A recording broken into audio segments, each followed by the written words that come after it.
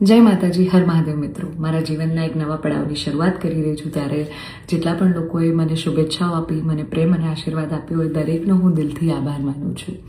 રહી વાત કે મારા સગપણને લઈને છેલ્લા ઘણા સમયથી મીડિયામાં અનેક તર્ક વિતર્ક, અનેક ચર્ચાઓ ચાલી રહી છે, જેને લઈને હું અત્યાર સુધી મૌન હતી, કારણ કે વાત મારા સુધી સીમિત હતી. પણ વાત જ્યારે હવે મારા પરિવાર પર છે, મારા પિતા પર છે, ત્યારે એક દીકરી તરીકે હવે મારાથી સહન નથી થતું અને મને લાગ્યું કે હવે આજે મારે બોલવું પડશે.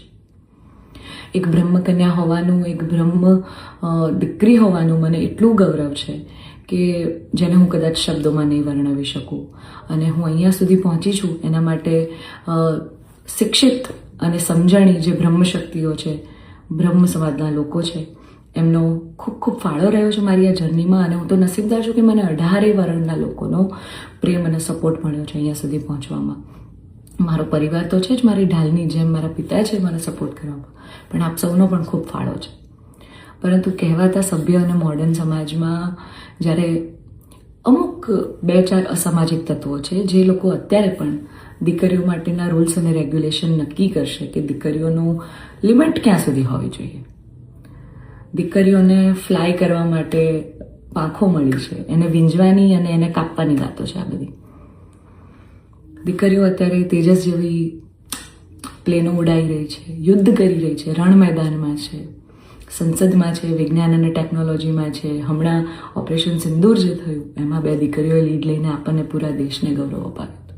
ત્યારે શું 2-4 આવા અસામાજિક તત્વો નક્કી કરશે કે એક દીકરીનો લાઈફ પાર્ટનર ચૂઝ કરવાનો શું એને હક નથી? હું બહુ નસીબદાર છું કે મને એવો પરિવારને, એવા પિતા મળ્યા છે જે મારી ખુશીમાં ખુશ થાય છે અને મારા નિર્ણયને જે મેં હરખે વધાવી લીધો છે. કારણ કે ઓફકોર્સ હું એક એવા પરિવારમાં જઈ રહી છું કે જે આખો ભક્તિમય પરિવાર છે. બહુ જ પરિવારના લોકો અને મારો પાર્ટનર મને એટલો પ્રેમ કરે છે કે જેમને હું જે છું, જેવી છું, જે પણ છું, મને ખૂબ આદરથી, સત્કારથી એ લોકોએ સ્વીકારી છે. રાત દિવસ જ્યાં ગાયત્રી મંત્ર, નવકાર મંત્રના જાપ થાય છે, આવા પરિવારમાં હું જઈ રહી છું. મને ખૂબ જ ગૌરવ છે.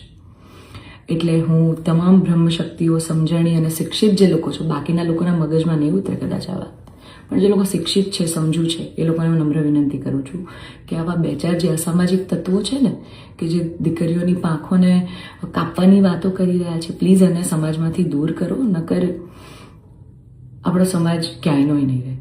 તમે દીકરીઓનું સારું જ કરવા માંગતા હોય ને તો દીકરીઓના શિક્ષણ માટે વાત કરો. નાની નાની દીકરીઓ પર જે બળાત્કાર થઈ રહ્યા છે એના માટે વાત કરો. દીકરીઓની પ્રતિભાને આગળ લાવવાની વાત કરો. ચલો, આ બધી પ્રતિભાને બધું તો મોડર્ન વસ્તુ થઈ ગઈ. હજી જૂના 18મી 17મી સદીના કુરિવાજો આપણા સમાજમાં ચાલ્યા આવે છે. હજી કેટલા બાળ લગ્ન થાય છે આપણને બધાને ખબર છે. સાટા પ્રથા ચાલુ છે જેની પીડિત હું પણ છું, તમને બધાને ખબર છે. દીકરીઓના પૈસા લેવામાં આવે છે. અલા, દીકરીઓને તમે ઘૂંઘટામાં રાખો છો અને તમે એમ કહો છો કે અમે દીકરીઓનું સારું કહેવા માંગીએ છીએ. એક બાજુ દીકરીઓ તેજસ જેવી ફ્લાઇટો ઉડાઈ રહી છે, આર્મીમાં છે, નેવીમાં છે, અને એક બાજુ દીકરીઓ ઘૂંઘટામાં છે. એના પરથી જ ખબર પડી જાય છે કે ક્યાં કેટલો વિકાસ છે. હું દરેક બ્રહ્મ શક્તિઓને, બ્રહ્મ આગેવાનોને નિવેદન કરું છું, આજીજી કરું છું કે આવા અસામાજિક તત્વોને સમાજમાંથી હટાવો. જેટલા પણ લોકો હવે મારા પરિવાર વિરુદ્ધ કંઈ પણ પોસ્ટિંગ કરશે, કમેન્ટ કરશે, એમના વિરુદ્ધ હું કાયદેસરના પગલાં લઈશ. કારણ કે એક દીકરી તરીકે, બ્રહ્મકન્યા તરીકે, જ્ઞાતિના નીતિ નિયમો પ્રમાણે જ્યારે હું ચાલતી હતી ત્યારે નાતના જ કોઈક લોકોએ મારા પરિવાર પર ચીટ કર્યું, અમને અંધારામાં રાખ્યા. એક દીકરી એક સગપણમાં હોય અને તો પણ બીજી સમાજમાં ક્યાંક લગ્ન કરી લે, તમને 2-2 વર્ષ સુધી છુપાવે, તમને ક્યાંય નહીં. તો જ્યારે આ આફત આવી ત્યારે મેં નક્કી કર્યું કે ભાઈ હું આ રિલેશનમાં નહીં રહું. મેં મારા પરિવાર માટે સ્ટેન્ડ લીધું. અને કોઈ છોકરાને શું, જ્યારે પરિવાર માટે અને મારા પિતા પર જ્યારે વાત આવશે ને ત્યારે હું ભગવાનને પણ છોડવાની તાકાત ધરાવું છું. એ દીકરી છું હું, બરાબર છે? એટલે આપ સૌને નમ્ર વિનંતી છે કે જેમ દેશની દરેક દીકરીઓ પોતાના જીવનની શરૂઆત કરે છે, એમ મેં પણ એક શરૂઆત કરી છે. આને પહેલાં તો કોઈ વિશેષ મોટો મુદ્દો બનાવવાની જરૂર નથી.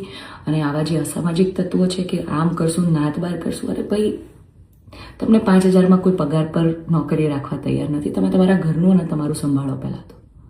અને આવા અસામાજિક તત્વોને, તમામ બ્રહ્મશક્તિઓને, શિક્ષિત અને સમજણા જેટલા લોકો છે એમને મારી વિનંતી છે કે આવા સામાજિક તત્વોને તમે દૂર કરો સમાજમાંથી, જેથી દીકરીઓ ડરે નહીં અને એમની પ્રતિભા આગળ આવે અને સમાજનો વિકાસ થાય. જય માતાજી, હર મહાદેવ.